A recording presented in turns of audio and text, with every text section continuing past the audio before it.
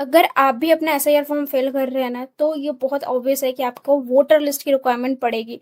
चाहे आपको अपना नाम ढूंढना हो, या चाहे आपके फादर का या ग्रैंडफादर का या ग्रैंडमदर का या आपकी मदर का, आपके पेरेंट्स या ग्रैंड पेरेंट्स का नेम ढूंढना, आपको वोटर लिस्ट की रिक्वायरमेंट तो पड़ेगी ही पड़ेगी। अगर आप फोर्थ ऑप्शन सेलेक्ट करने जा रहे हैं कि ना तो मेरा और ना ही मेरे फादर, ना ही मेरे ग्रैंडफादर का नाम था वोटर लिस्ट में, तो ये सही नहीं होगा। आपको एक बार अपने बीओएलओ से जरूर पूछना है कि क्या मैं फोर्थ ऑप्शन सेलेक्ट कर सकती हूँ। तो फोर्थ ऑप्शन सेलेक्ट करना मेरे अकॉर्डिंग सही नहीं रहेगा। अगर आपके फादर को या आपको याद नहीं है कि 2002 में आप कहाँ वोट देते थे, क्योंकि आप दूसरे स्टेट में अभी रह रहे हैं, 2002 में आप पहले कहीं और रहते थे, या आपके फादर को याद नहीं कि कौन सी जगह पे वोट देते थे, असेंबली कॉन्स्टिट्यूशन का नेम क्या था, पोलिंग स्टेशन का नाम क्या था, सीरियल नंबर क्या था, ये सब याद नहीं है ना, तो मैं आपके लिए बेस्ट वे लाई हूँ जिसके थ्रू आप अपने फादर या ग्रैंडफादर का या अपनी मदर या ग्रैंड मदर का, बेसिकली ग्रैंड पेरेंट्स और अपने पेरेंट्स का एसआईआर 2002 और 3 में जो वोटर लिस्ट है उसमें आप उनका नाम कैसे फाइंड कर सकते हैं। तो without any delay let's start the video. तो आपको क्या करना है, आपको आपका क्रोम खोलना है, आपको जाना है voter.eci.gov.in पे,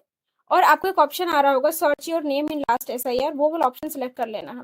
अब आपके पास यहाँ पे दो ऑप्शन आएंगे, first search by elector details and second search in last SIR E roll. आपको क्या करना है, फर्स्ट ऑप्शन में पहले जाना है सर्च बाय इलेक्टर डिटेल्स। उसमें आपको बहुत सारी फील्ड दिख रही है, assembly constituency, polling station number and name, part serial number, electoral full name in the last SIR, elector age, relative type, relative full name and captcha. ये सारी detail आपको फिल करनी है, जिसके थ्रू वो वोटर लिस्ट में से आपको निकाल के दे देगा कि आपका नाम कहाँ था। बट दिक्कत यहाँ आती है ना कि मुझे पता नहीं कि 2002 में मैं कहाँ वोट देती थी, पोलिंग स्टेशन नंबर क्या था, डिस्ट्रिक्ट क्या था, असेंबली कॉन्स्टिट्यूशन क्या था, पार्ट सीरियल नंबर क्या था।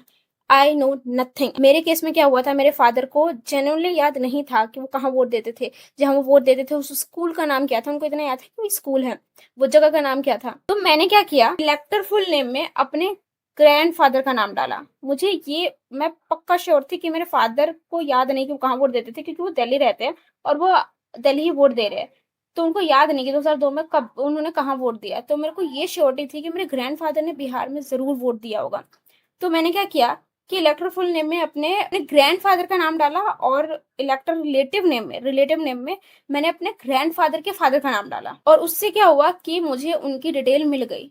अब इससे क्या होगा कि ग्रैंडफादर की डिटेल मिली, और जो डिटेल मिली ना उनके में असेंबली कॉन्स्टिट्यूशन आ गया, पार्ट सीरियल नंबर आ गया, पोलिंग स्टेशन नंबर आ गया। मैंने क्या किया कि वही सारी डिटेल अपने फादर का जब मैं सर्च करने लगी तो वही सारी डिटेल अपने फादर वाले में डाल दी, और लकीली मेरे फादर का नाम भी वोटर लिस्ट में मुझे मिल गया। बट आपको फिर भी वोटर लिस्ट चाहिए ना, तो आपको क्या करना है, आपके पास एक दूसरा जो ऑप्शन है search in last SIR E roll, उस पे आपको जाना है। यहाँ पे स्टेट सेलेक्ट करना है, डिस्ट्रिक्ट डालना है, असेंबली कॉन्स्टिट्यूएंसी डालना है, polling station number and name डालना है। तो ये देखिए मेरे पास एक वोटर लिस्ट आ गई है, और इसमें मैं अपने फादर का नाम ढूंढ लूंगी, और इसमें मुझे मेरे फादर का नाम मिल भी गया, मेरे फादर का भी नाम मिल गया, मेरे मदर का भी नाम मिल गया। बट इस केस में ना एक प्रॉब्लम है कि वोटर लिस्ट जब आ जाती है ना, तो आप कहाँ नाम ढूंढते रहोगे, क्योंकि इतनी लंबी लिस्ट है। आप कंट्रोल आप कर सकते हो, लेकिन मेरे केस में देखिए क्या है कि ये हिंदी में है, तो हिंदी में मैं इसको कैसा टाइप करूँ। तो मैंने क्या किया कि मैं फर्स्ट वाला ऑप्शन पे गई, जैसे मैं आपको दिखाती हूँ, सर्च बाय इलेक्टर डिटेल।